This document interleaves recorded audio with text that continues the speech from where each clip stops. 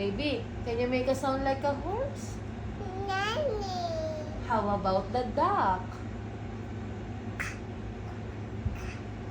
Ang elephant?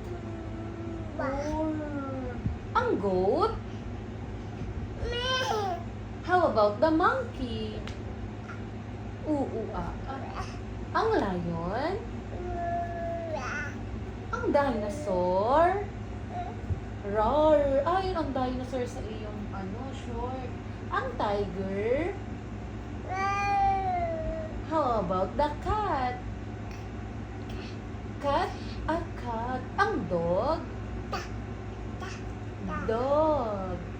Can you say map? Can you say bubble? Babu. Can you say babay? Babay. Can you say